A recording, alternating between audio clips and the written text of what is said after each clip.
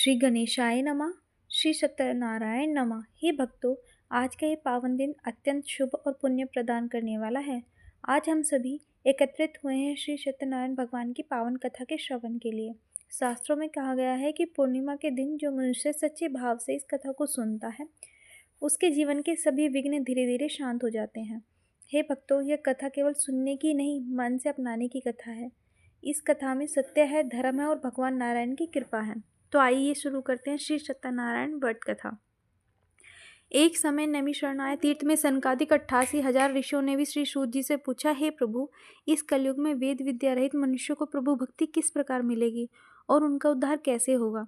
इसलिए हे मुनिश्रेष्ठ, कोई ऐसा तप कहे जिससे थोड़े समय में पुण्य प्राप्त होवे और मनवांछित फल मिले। यह कथा सुनने की हमारी इच्छा है। सर्वशास्त्र ज्ञाता श्री सूत जी बोले, हे वैष्णवों में पूज्य, आप सबने प्राणियों के हित की बात पूछी है। अब मैं उस श्रेष्ठ व्रत को आप लोगों से कहूंगा जिस व्रत को नारद जी ने लक्ष्मी नारायण से पूछा था और लक्ष्मीपति ने मुनि श्रेष्ठ नारद से कहा था, सो ध्यान से सुनो। एक समय योगीराज नारद जी दूसरों के हित की इच्छा से अनेक लोकों में घूमते हुए मृत्यु लोक में आ पहुंचे। यहाँ अनेक योनियों में जन्मे हुए प्राय सभी मनुष्य अपने कर्मों द्वारा अनेक दुखों से पीड़ित देखकर सोचा, किस यत्न के करने से निश्चय प्राणियों के दुखों का नाश हो सकेगा। ऐसा मन में सोचकर विष्णु लोक गए। वहां श्वेत वर्ण और 4 भुजाओं वाले देवों के ईश नारायण को देखा, जिनके हाथों में शंख चक्र गदा और पद्य थे, वरमाला पहने हुए थे। स्तुति करने लगे, हे भगवान, आप अत्यंत शक्ति से संपन्न मन और वाणी को भी आपका बार नहीं पा सकता। आपका आदि मध्य अंत तो नहीं है। निर्गुण स्वरूप, सृष्टि के आदि भूति और भक्तों के दुखों को नष्ट करने वाले हो, आपको मेरा नमस्कार है। नारद जी की इस प्रकार स्तुति सुनकर विष्णु भगवान बोले, हे मुनिश्रेष्ठ, आपके मन में क्या है? आप किस काम के लिए आगमन हुआ है? निसंकोच होकर कहिए।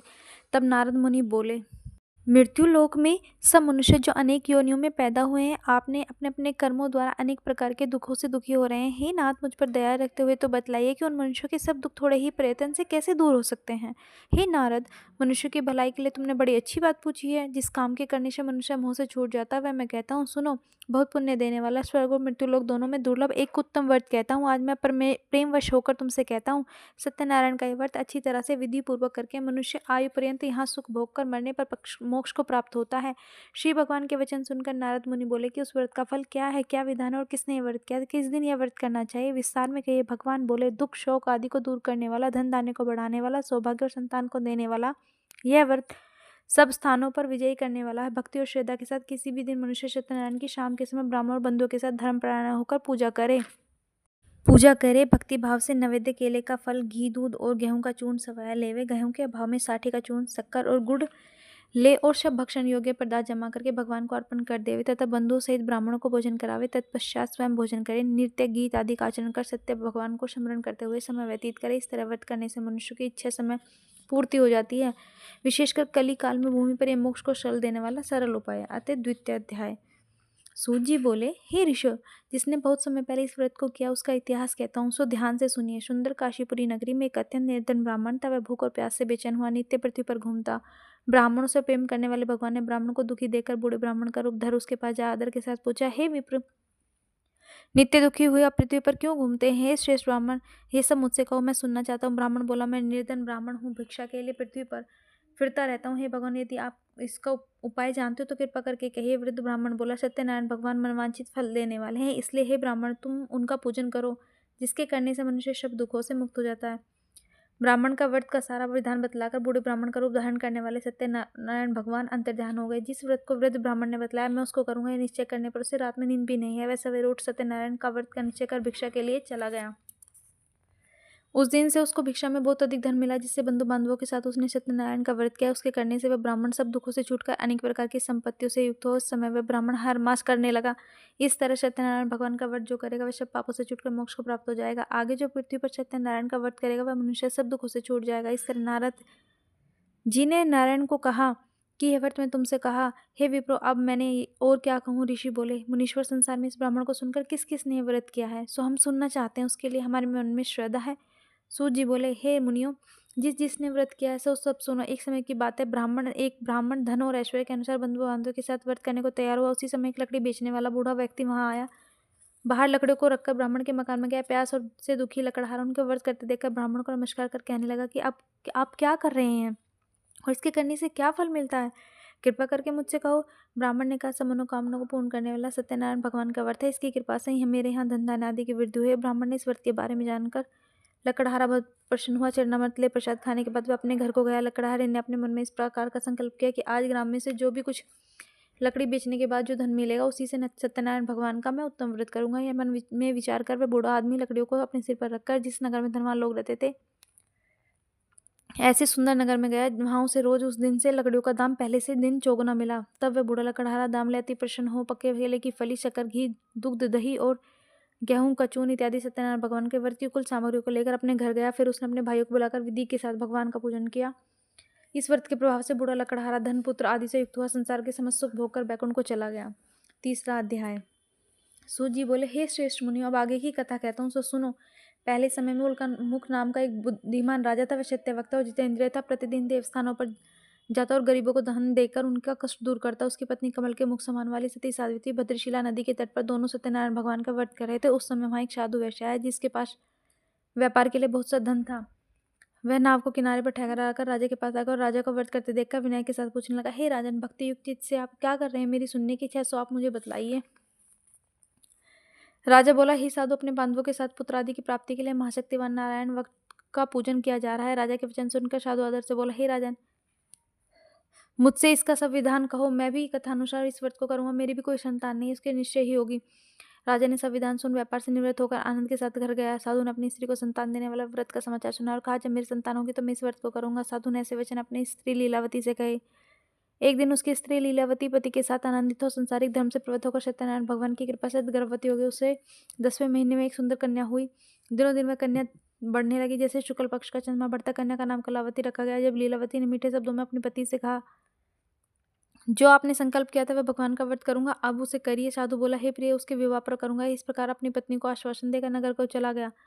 कलावती पितृगृह में वृद्धि को प्राप्त हुई। साधु ने नगर में सखियों के साथ अपनी पुत्री को देखा तो तुरंत दूत बुलाकर कहा, पुत्री के वास्ते कोई सुयोग्य वर देख कर लाओ। साधु की आज्ञा पाकर दूत कंचन नगरी में पहुंच गया और वहां पर बड़ी खोज और कर लड़की के लिए सुयोग्य वाणिक पुत्र को ले आया। उस सुयोग्य लड़के को देखकर साधु ने अपने बंधु बांधु सहित प्रसन्नचित्त अपनी पुत्री का विवाह उसके साथ कर दिया, किंतु दुर्भाग्य से विवाह के समय व्रत करना भूल गया। श्री भगवान क्रोधित हो गए, श्राप दिया कि तुम्हें दारुण दुख प्राप्त हो। अपने कार्य में कुशल साधु बनिया जमाता सहित समुद्र स्थित रत्नपुर नगर में गया। वहां दोनों ससुर जमाई चंद्रकेतु राजा के उस नगर में व्यापार करने लगे। एक रोज भगवान सत्यनारायण की माया से प्रेरित होकर कोई राजा का धन चुराकर भागा जा रहा था, किंतु राजा को दूतों का अपने और आते देखकर वह चोर घबराकर भागते हुए राजा के धन को कहीं चुपचाप छुपा दिया और जहां पर वो ससुर जमाई ठहरे हुए थे। जब दूतों ने उस वैश्य को पास राजा के धन को देखा तो वे दोनों उसे बांध कर ले गए। प्रसन्नता से दौड़ते हुए राजा के पास जाकर बोले कि 2 चोर हैं, हम पकड़ कर लाए हैं, देखकर आज्ञा दें। तब राजा ने आज्ञा दी, उन्हें कठोर कारावास में डाल दिया। तब उनका धन छीन लिया। सत्यनारायण भगवान के श्राप से उसकी पत्नी भी घर पर बहुत दुखी हुई। घर पर जो धन रखा था चोर चुरा कर ले गए।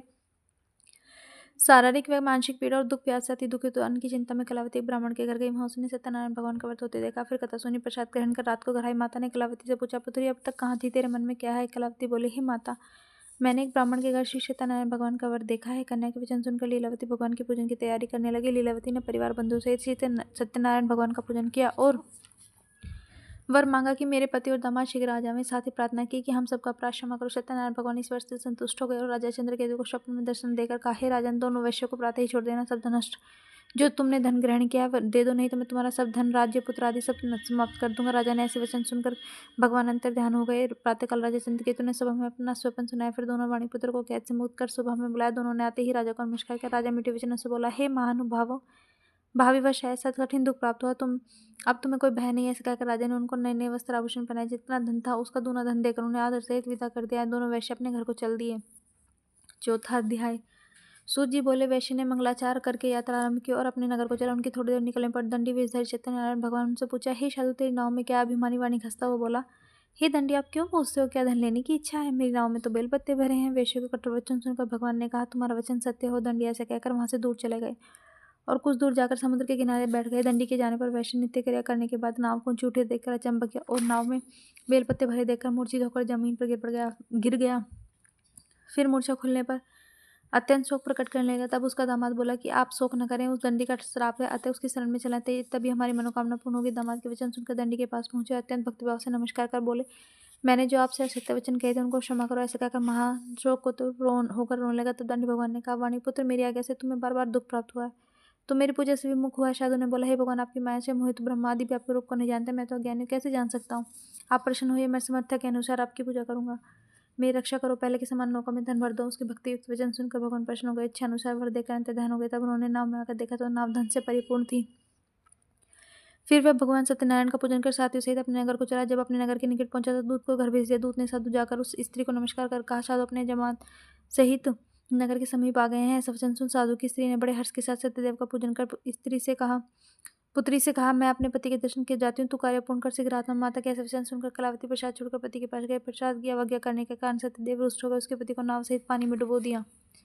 कलावती ने अपने पति को न देखकर रोती हुई जमीन पर गिर गई। इस प्रकार नौका को डूबा देखकर, कन्या को रोता देखकर साधु दुखित हो बोला, हे प्रभु, मुझसे या मेरे परिवार से जो भी भूल हुई उसे क्षमा करो। उसके दीन वचन सुनकर सत्यदेव प्रश्न हो गए। आकाशवाणी हुई, साधु, तेरी कन्या मेरे प्रसाद को छोड़कर आई है, इसलिए उसका पति अदृश्य हुआ है।